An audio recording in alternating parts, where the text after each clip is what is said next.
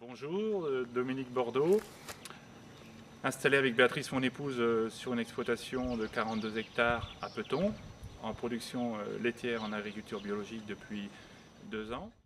L'exploitation a réfléchi depuis un certain temps sur les énergies.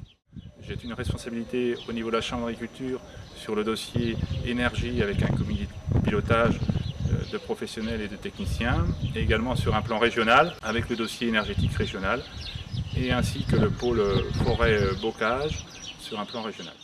Dans une réflexion collective, on peut se dire, est-ce que je peux améliorer l'efficacité énergétique de mon exploitation? Et là, on va sans doute aborder des problèmes agronomiques. Est-ce que mon tracteur consomme plus que la moyenne des autres exploitations? Est-ce que mes sols sont séchants, humides, et à partir de là, les consommations des intrants peuvent vraiment être différentes? Chacun peut se situer et se donner des objectifs de croissance énergétique. Ensuite, dans les domaines particuliers qui sont des domaines de filière volaille, porc, est-ce que mon bâtiment est consommateur? Est-ce que je peux améliorer? Et ensuite, est-ce que je peux me mettre en projet d'investissement pour améliorer cette efficacité énergétique? Puis on sort des ratios autour de ce diagnostic en disant oui, j'ai économisé tant, oui, mais il faut aussi investir derrière, parce qu'en fait, souvent, quand on veut parler d'efficacité, on passe par des investissements et des retours sur investissement pour améliorer le ratio énergétique d'une exploitation.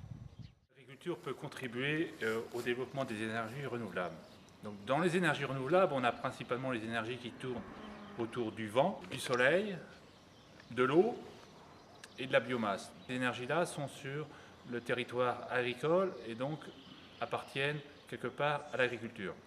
Dans les énergies qui ont le plus de potentiel énergétique et mobilisable, arrive en tête la biomasse sur un plan national ou international, et plus particulièrement le bois, puisque le bois se paie la part de lion dans les énergies renouvelables nationales, à savoir que 30% du territoire national est occupé par la forêt, ainsi que les 500 000 km de haies que possède la France. On a encore une marge de progrès énorme, 40% de la forêt n'est pas exploitée.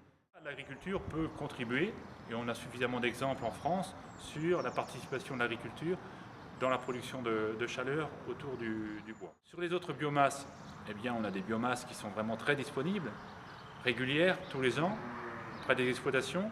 Là, on peut parler principalement des fumiers, des lisiers. Et donc, cette biomasse qui est présente, mais pas forcément facile